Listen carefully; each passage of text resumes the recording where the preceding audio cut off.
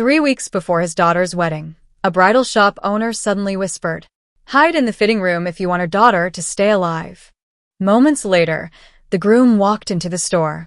What would you do if you discovered your future son-in-law was hiding a terrifying secret? Stay until the end, because this story is full of twists you won't expect. And don't forget to subscribe for more calm dad stories. I am Selim Vermont, and at 58 years old, I believed I had already experienced every kind of hardship a father could endure. I had buried my wife 20 years ago. I had raised my daughter alone. I had worked long days as a history lecturer, returned to an empty house every evening, and spent years trying to become both father and mother to a little girl who used to cry herself to sleep. Now, after all those years, my daughter Seraphine was finally preparing for her wedding. 3 weeks remained before the ceremony. Everyone kept telling me I should feel relieved, Proud. Happy. and I truly tried. But there was something I could not explain. Something about her fiancé, Edric Hale, always made me uncomfortable. It was not because he was rude. In fact, he was the exact opposite. He was polite, educated, and successful. He remembered birthdays, brought expensive wine whenever he visited, and always addressed me respectfully. Yet every time he smiled, I felt as though I was looking at someone carefully performing a role. Perhaps it was only the instinct of an aging father who did not want to let go of his daughter. That was what I kept telling myself. On a rainy Thursday afternoon, I left my university office earlier than usual. Seraphine had insisted that I purchase a proper suit for the wedding. "Dad, no old jackets this time," she had laughed a few days earlier. "You are walking me down the aisle. You have to look handsome." I still remembered her smile. Thinking about it made me smile as well. The city was covered by dark clouds as I drove toward the old district. The streets there were different from the modern parts of town. There were antique bookstores, old cafes, and family-owned businesses that somehow survived the passage of time. At the end of one narrow street stood a boutique called the Ivory Thread. The building looked old but elegant. A golden sign hung above the entrance. Warm yellow light glowed through the windows. When I stepped inside, the smell of fabric and cedar would immediately greeted me. Soft classical music played somewhere in the background. The owner stood near a row of suits. He appeared to be in his early 60s. His silver hair was neatly combed, and he wore a dark vest with rolled sleeves. "Mr. Selim Vermont?" he asked. I blinked. "You know my name?" He smiled politely. "Your daughter called yesterday. She wanted to make sure we prepared something suitable." I chuckled softly. That sounds like her.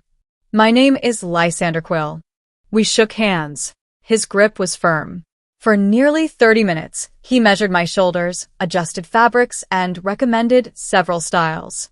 He seemed calm and professional. At one point, he even commented that fathers often looked more nervous than brides. I laughed. Perhaps he was right. As he adjusted the collar of a charcoal suit, the front door suddenly opened. A cold gust of wind entered the boutique. Lysander looked toward the entrance. Then his expression changed completely. The color drained from his face. His hand froze. For several long seconds, he stared outside through the glass. I turned around. A black sedan had parked across the street. Its windows were tinted. No one stepped out. "Mr. Quill?" He did not answer. His breathing became noticeably slower. Then he grabbed my arm. His sudden reaction startled me. "Come with me." "What happened?" "Please." There was urgency in his voice.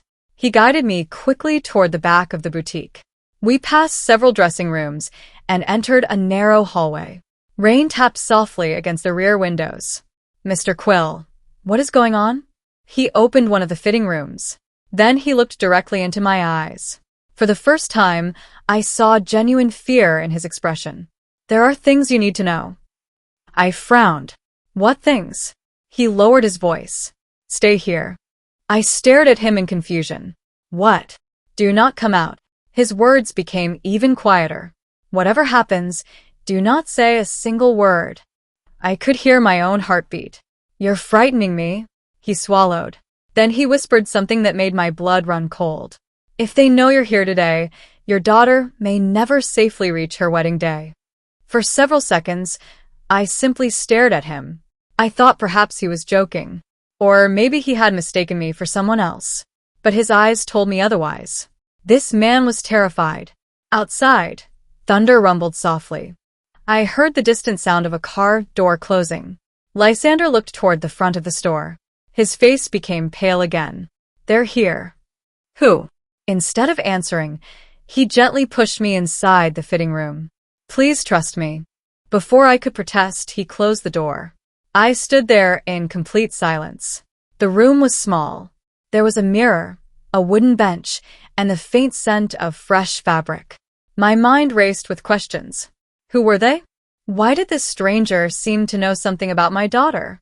And why did I suddenly feel as though I had stepped into someone else's nightmare? Then I heard the front bell ring. A familiar voice echoed through the boutique. I froze instantly. I recognized that voice. It belonged to my future son-in-law. Edric Hale had just entered the store. I remained perfectly still inside the fitting room. For a moment, I wondered whether I should simply walk out and demand an explanation from everyone involved. But the fear in Lysander's eyes had been too real. I decided to wait. The sound of footsteps echoed across the wooden floor. Then I heard Edric's familiar voice. "Interesting place," he said pleasantly. "I didn't expect a boutique like this in the old district." Another man was with him. His voice was rougher and lower. "You always pick unusual locations." A long silence followed. I slowly moved closer to the thin wall. I could hear every word. Lysander's voice remained calm. "How may I help you, gentlemen?" "We're here to finalize some wedding arrangements," Edric replied. His tone sounded polite. Normal. Exactly the same voice I had heard many times during family dinners. Yet something felt different. Perhaps it was because I could not see his face. Perhaps it was because I was already nervous. The second man chuckled. "You really intend to go through with this marriage?" Edric laughed softly. "Of course. You almost sound sincere." "I can be sincere when necessary." Those words made me uncomfortable. There was another pause. Then the other man lowered his voice. "What about the land?" My heart suddenly skipped. Land? Edric sighed. "Everything is progressing according to plan." I felt my fingers tighten. "Her father still controls the documents," Edric continued. "But after the wedding, things will become considerably easier." I could barely breathe.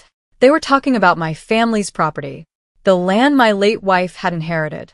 The same land developers had been trying to purchase for years. I had never spoken publicly about its true value. Only a few legal records existed. How did Edric know? The second man spoke again. "And if the old man refuses?" For several seconds, no one answered. Then Edric's voice became colder than I had ever heard. People become surprisingly cooperative when they are under enough pressure. I felt a chill run down my spine. The man outside no longer sounded like my future son-in-law. He sounded like a stranger. The other man laughed quietly. "You always were patient. Patience brings results." "And the daughter?" Edric answered immediately. "She trusts me completely." Every word felt heavier than the last. I suddenly remembered dozens of small moments.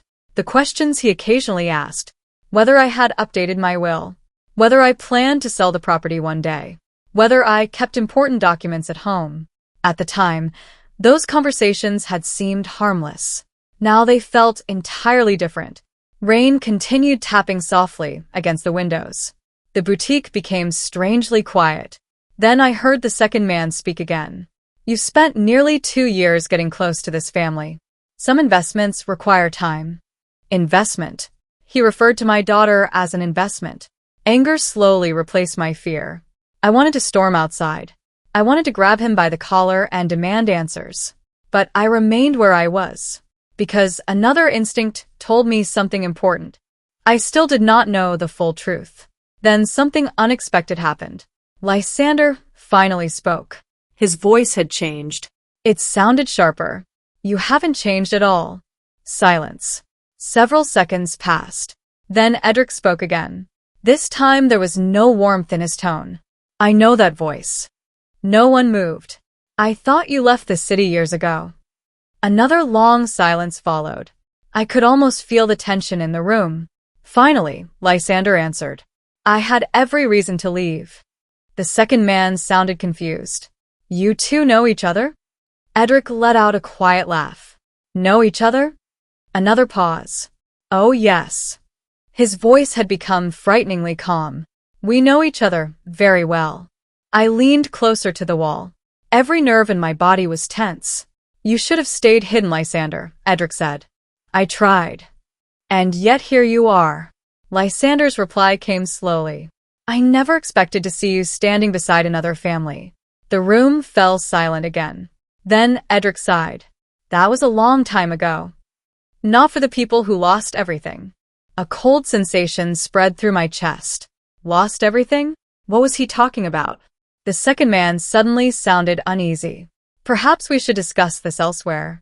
No, Edric said. His voice became lower. I think this conversation is overdue. For the first time, I heard genuine hostility in him. I spent years ensuring old problems remained buried. Buried. The word echoed inside my mind. And now, Edric continued quietly, you suddenly appear in my path again. Lysander did not answer. Then Edric spoke one sentence that made my blood run cold. You always had a terrible habit of protecting people who could not protect themselves. Silence. A few seconds later, I heard footsteps. Someone had moved closer. I wonder, Edric said softly, whether Mr. Vermont knows who you really are. My entire body froze. How did he know I was here? Had he seen my car outside? Had someone followed me? The fitting room suddenly felt much smaller. I heard another step, then another. Edric was moving. Toward the back of the boutique. Toward me. The floorboards creaked. A terrible realization struck me. Perhaps I was never hidden at all. Perhaps he already knew exactly where I was. The footsteps stopped directly outside the fitting room door. Silence filled the air. Then, very slowly, someone knocked twice. And Edric's calm voice came through the door. Mr. Vermont. I stopped breathing. How long have you been listening? For several terrifying seconds, I could not move. I stared at the fitting room door while my heart pounded against my chest. Had he truly known I was here the entire time? Another soft knock came from the other side. Mr. Vermont. Edric repeated calmly. You should come out. This misunderstanding has gone far enough. His voice sounded polite again. Warm. Almost concerned. It was the same voice my daughter trusted. But now I knew it was only another mask. I remained silent. A long pause followed. Then I heard Lysander speak. Leave him out of this. Edric chuckled. You still enjoy pretending to be a hero. Go. Or what? The atmosphere in the boutique suddenly became tense. I heard movement. A chair scraped lightly across the floor. The second man finally spoke. Edric, perhaps this isn't the right place. Quiet. Another pause. Then Edric sighed. I truly hoped today would remain simple. His footsteps slowly moved away from the door. I exhaled for the first time in what felt like several minutes. Then his voice became cold again. You know, Lysander, some people never learn. What exactly should I have learned? That certain truths are dangerous. Silence. I tried to forget everything, Lysander said quietly. But seeing you with that family changed things. I pressed my ear closer to the wall. What family? The second man asked. The Vermont family. No one spoke for several seconds. Then Edric laughed softly. You still remember their name? I remember every family. Something in Lysander's tone made me uneasy. This was not a random encounter. This somehow involved me. And perhaps it involved my late wife as well. Edric's voice lowered. So, you finally connected the pieces. What are you talking about? Lysander asked. Another pause followed. Then Edric answered. 20 years ago, a certain piece of land suddenly became unavailable. I frowned. 20 years ago? That was shortly before my wife passed away. The owners refused to sell. Edric continued. The project failed. The second man sounded surprised. Wait, this concerns that property. Yes. A strange feeling formed inside me. I had always believed developers only became interested in the land during recent years. Could this have started much earlier? Lysander suddenly spoke. You've been watching them for 20 years? Watching opportunities. You planned this marriage. Silence. No one denied it. I felt my stomach tighten. No, Lysander whispered. Edric finally answered. I plan many things. For the first time in my life, I felt genuinely afraid for my daughter. Every memory suddenly became suspicious. The first meeting, the perfect timing, the unexpected romance. Had none of it been real? Then another voice inside me objected. No. That could not be entirely true. I had seen Edric care for Seraphine. I had seen him comfort her when she was ill. I had seen them laugh together. Unless he was far better at pretending than I ever imagined. Suddenly, footsteps approached the fitting room again. I immediately stepped back, but this time no knock came. Instead, Edric spoke through the door. Mr. Vermont, I know you can hear me. I closed my eyes. You are a reasonable man. Silence. I care deeply for your daughter. I nearly laughed at the absurdity of those words. Then he added quietly, and I would hate for old misunderstandings to ruin her happiness. Misunderstanding. He spoke as if I had simply overheard a harmless conversation. You should ask yourself one question. His voice became softer.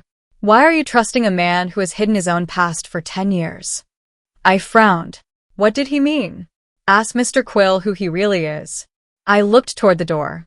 Lysander immediately answered. Don't listen to him. Why not? Edric asked calmly. Tell him. Silence.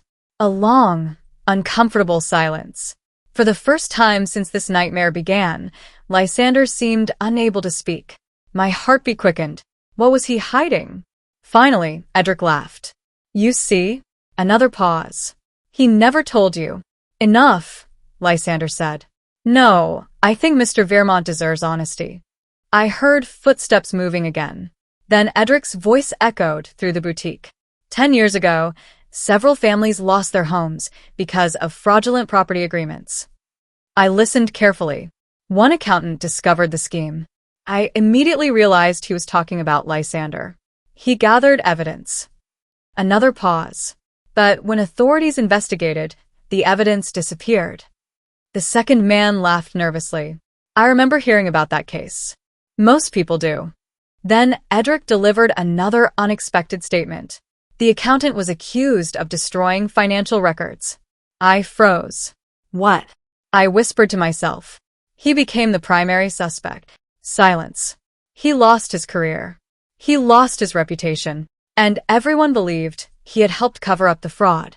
I slowly turned toward the door. Outside, nobody spoke. Then Edric said quietly, that accountant was Lysander Quill. I felt completely stunned. The boutique owner had not denied it.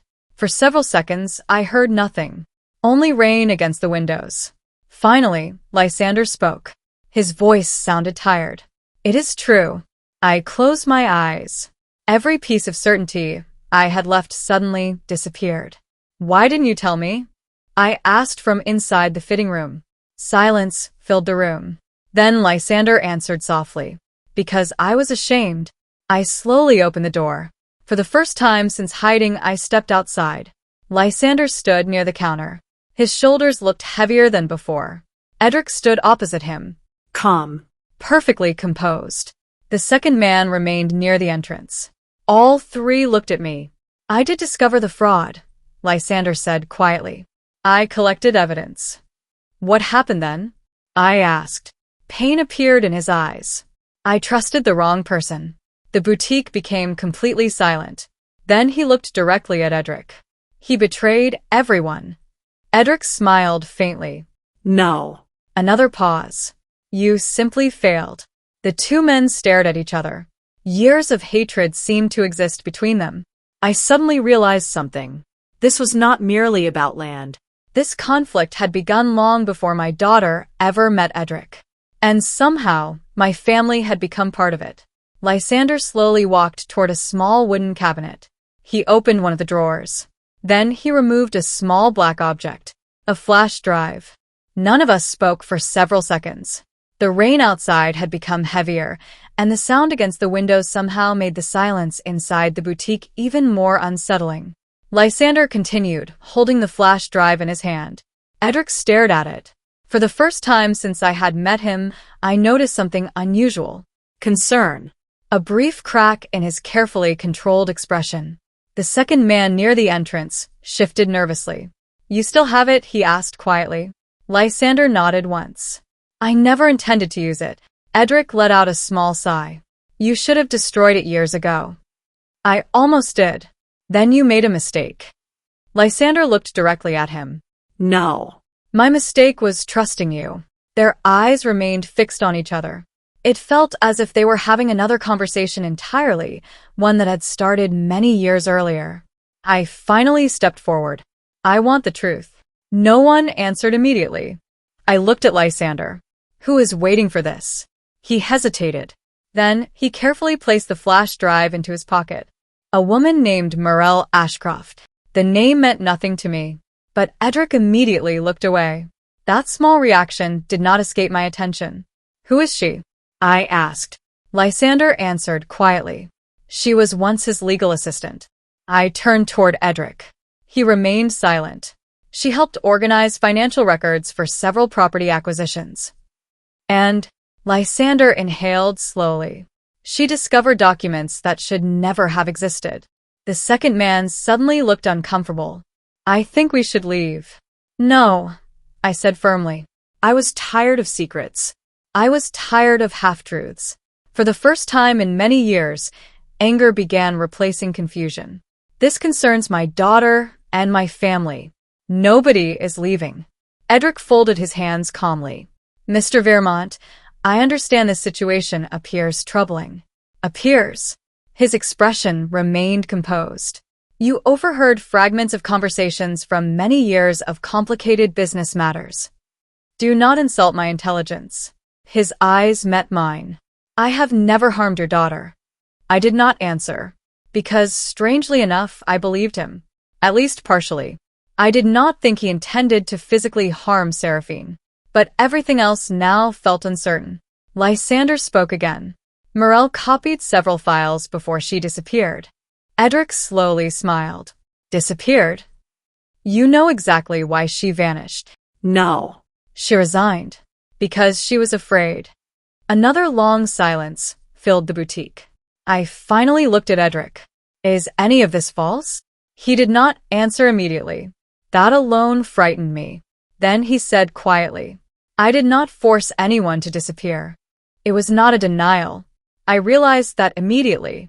Lysander seemed to notice it too. You always answer questions carefully. Edric's smile faded. Because words matter. And because lies are easier when mixed with truth. The second man suddenly cleared his throat. Edric, perhaps we should continue this another day. But Edric remained where he was. His eyes moved toward me. Mr. Vermont, if you leave with him, you will only create pain for your daughter. I frowned. What do you mean? Think carefully. He spoke slowly. The wedding is only weeks away. His voice softened. Seraphine loves me. The words hit me harder than I expected.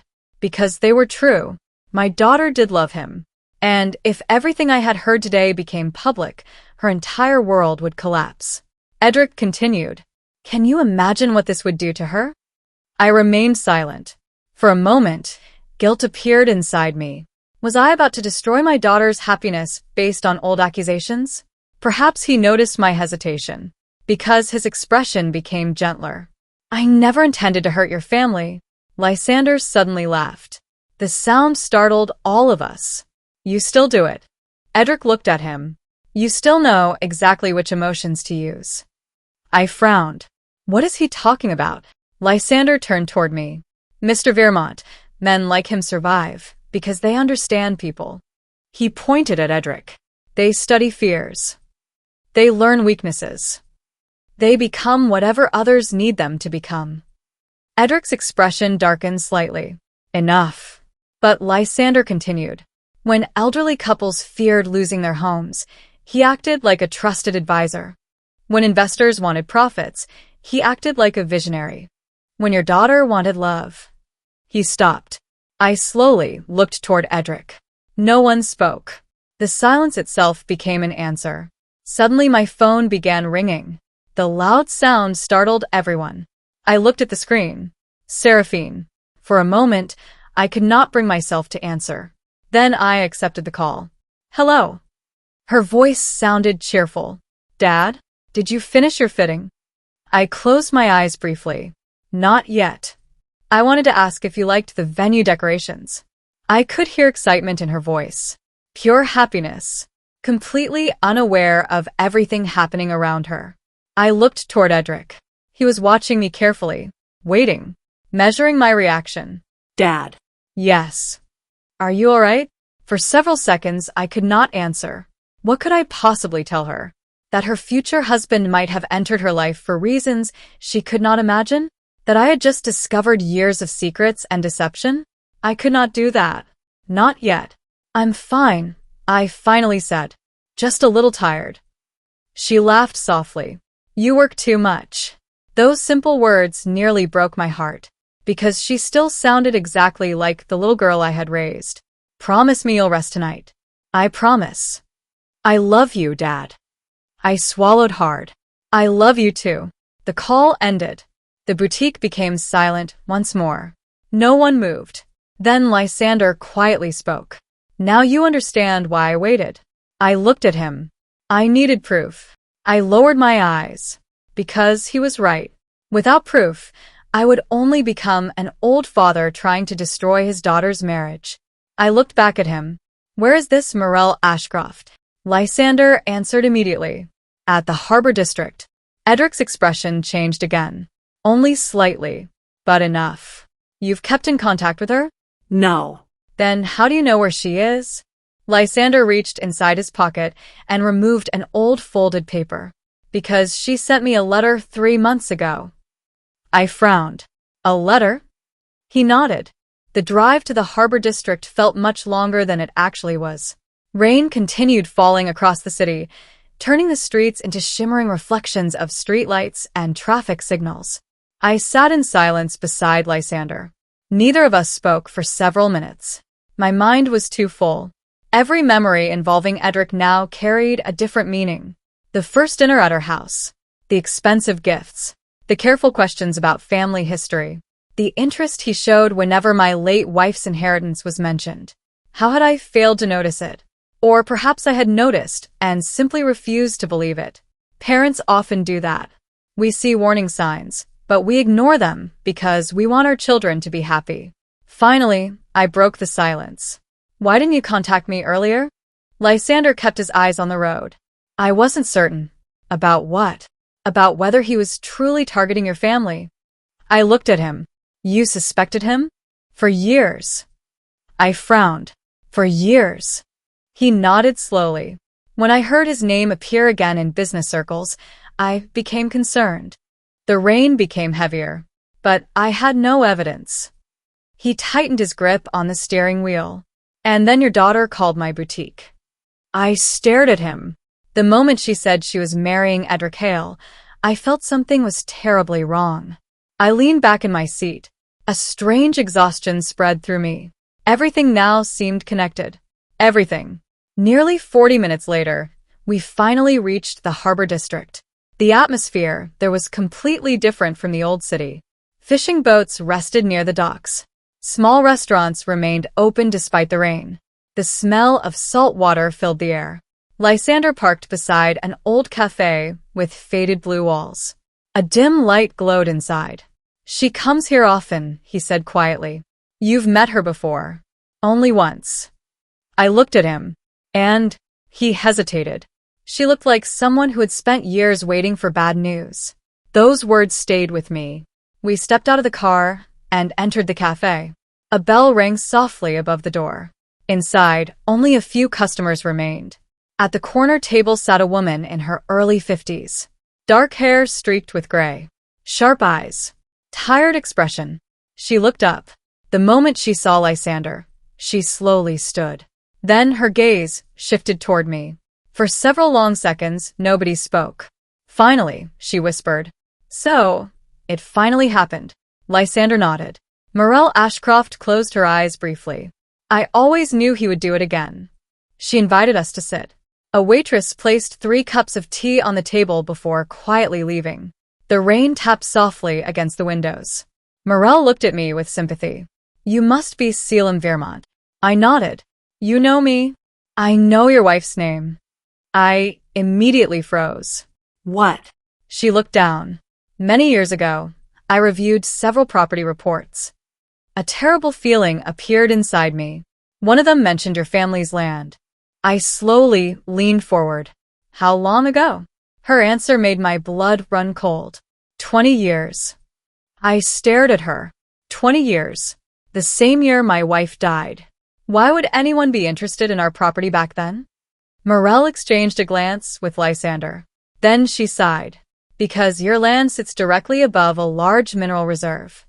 The entire cafe suddenly felt silent. I blinked. A what? A mineral reserve. I could barely process her words.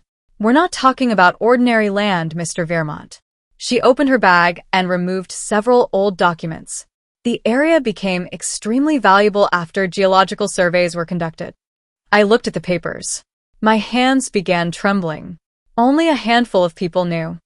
I raised my eyes. And Edric was one of them. Morel nodded. He wasn't working alone at the time. What do you mean? There were investors, developers, consultants. She paused. And someone leaked confidential information. A terrible thought entered my mind. My wife. Morel's expression softened. No. She refused to sell. I lowered my head. I suddenly remembered conversations from long ago. My wife receiving unexpected phone calls. Visitors coming to our house. Her increasing anxiety during her final months. At the time, I believed it was stress. Nothing more. Had I been wrong all these years? Morel carefully pushed another document toward me. I looked down. Then my heart nearly stopped.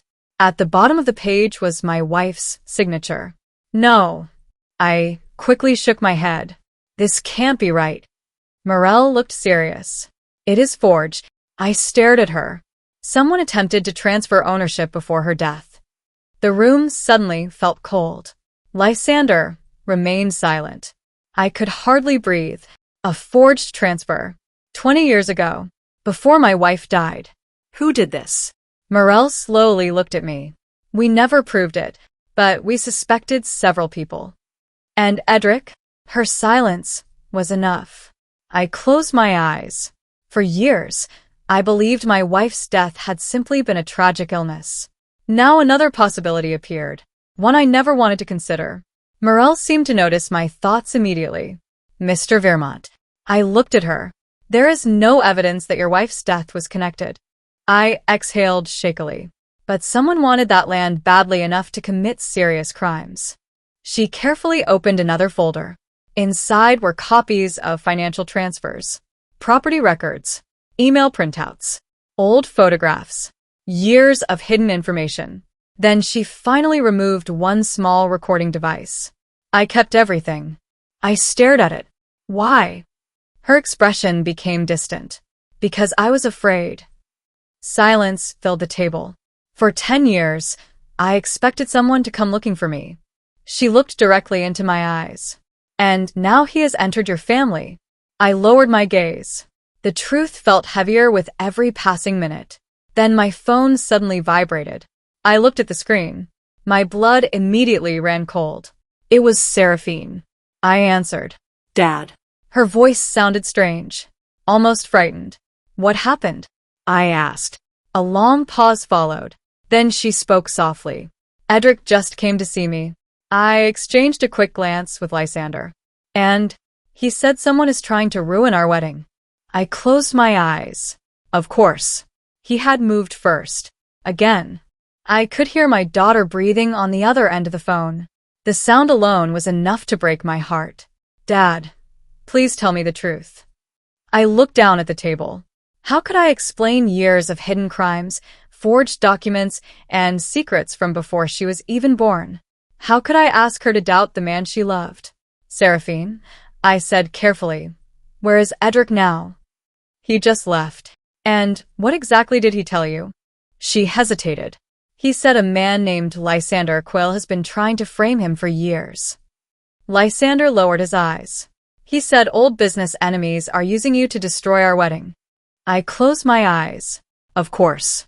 Edric had prepared his defense long ago. He knew exactly how to control the narrative. Dad. Her voice became softer. Should I be scared? I immediately answered. No. At least that part was true. No matter what happened, I would never allow anything to happen to her. Listen to me carefully. I continued. I need a little more time. Time for what? To find proof. Silence. Then she asked the question I had feared. Do you think Edric is lying to me? I could not answer immediately, because the truth was complicated. I did not know how much of his relationship with my daughter had been real. Perhaps some of his feelings had been genuine. Perhaps none of them were. But I knew one thing. He had hidden dangerous truths. And that alone was enough.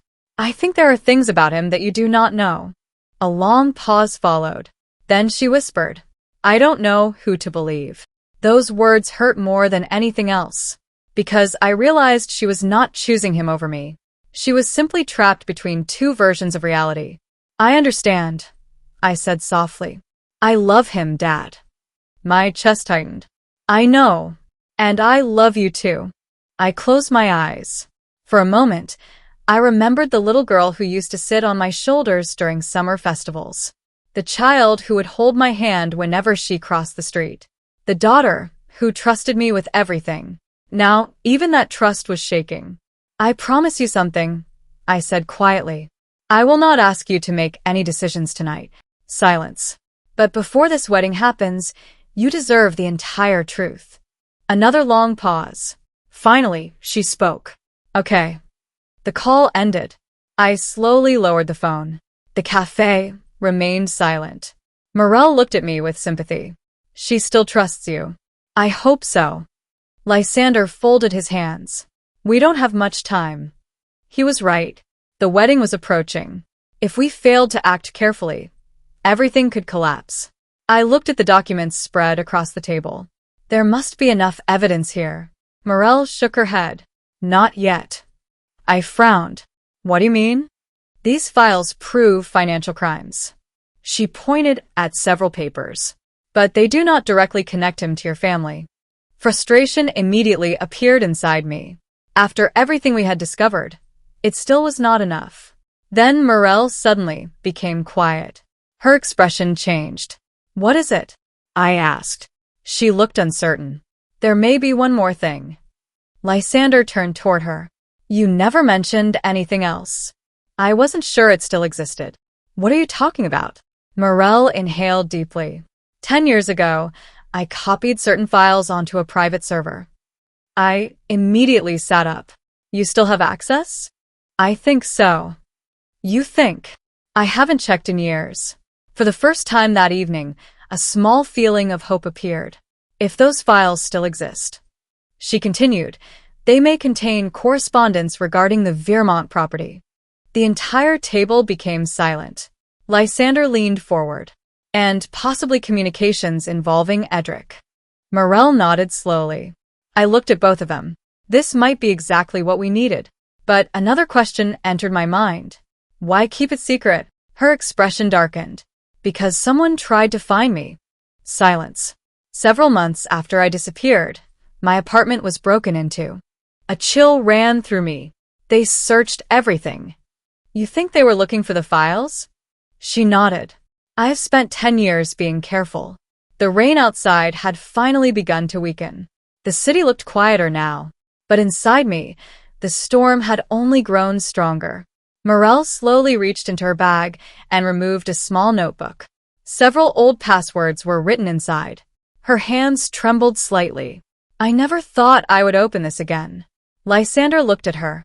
Are you certain? No. She gave a tired smile. But I'm tired of being afraid. I understood exactly what she meant. Fear can become exhausting when carried for too many years. For a long moment, none of us spoke. Then I looked out through the cafe window. Somewhere in the city, my daughter was probably crying. Somewhere, Edric was likely preparing his next move. And somewhere in the past, truths buried for 20 years were slowly coming back to the surface. I finally stood from my chair. Lysander looked at me. What now? I looked at both of them.